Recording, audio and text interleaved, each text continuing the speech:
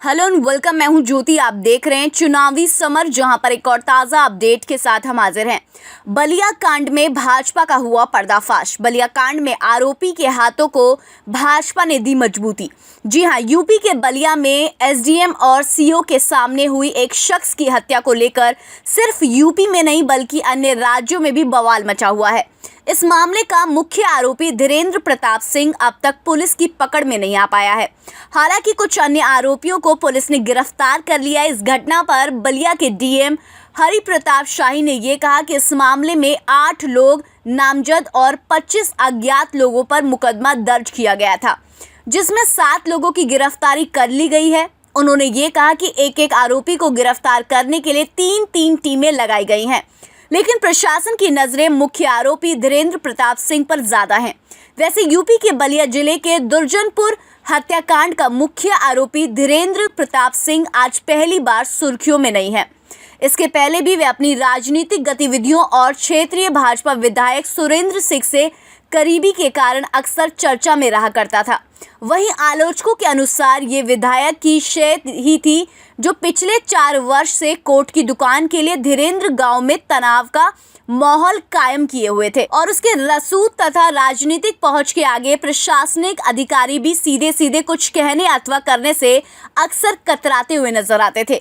धीरेंद्र की राजनीतिक पहुंच का अंदाजा इसी बात से लगाया जा सकता है कि वे भाजपा विधायक सुरेंद्र सिंह के छोटे से छोटे और बड़े से बड़े आयोजन में मौजूद रहते थे, चाहे कोरोना काल में गरीबों को खाना बांटने का मामला हो या फिर बीते वर्ष खपड़िया बाबा आश्रम परिसर में हुए सामूहिक विवाह की तैयारी हो रही हो।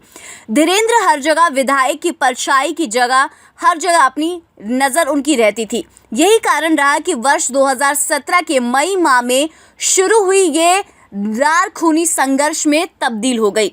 हालांकि ये मामला भले ही कोर्ट की दुकान का आवंटन कर रहा हो, लेकिन हर समय आरोपी ने इसे अपने सम्मान से जोड़े रखा, जिसके कारण दिन बीतते गए और मामला उलझता गया और इसमें धीरेंद्र की राजनीतिक पहुंच का ही खासा योगदान रहा। स्थिति ये थी कि जब भी कोई उच्च अधिकारी मामले को खत्म करने पहुंचता था तो आरोपी अपनी राजनीतिक पहुंच के दम पर उसका स्थानांतरण करा देता था या फिर फाइल को ठंडे बस्ते में डलवा देता था। यानी कि भाजपा विधायक सुरेंद्र सिंह ये कहकर नहीं बच सकते कि उनका आरोपी से कोई भी संबंध नहीं है, बल्कि सच्चाई तो ये है कि आज अगर आरोपी में खून करने की हिम्मत आई तो उसकी वजह भाजपा विधायक की राजनीतिक ताकत थी।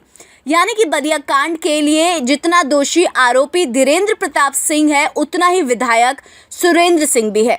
और अगर मोदी और योगी के नाक के नीचे भाजपा इतना घिनौना काम करती है तो इस हत्याकांड के लिए वो भी उतने ही दोषी हैं। ऐसे में देखना यह है कि इस खून खराबे के बाद मोदी भाजपा नेताओं पर नकेल कसती है या फिर नहीं। तो इस पर आपकी क्या राय है, आप प्लीज़ कमेंट सेक्शन में ज़रूर लिखें। Thank you so much. Keep watching today's for more news.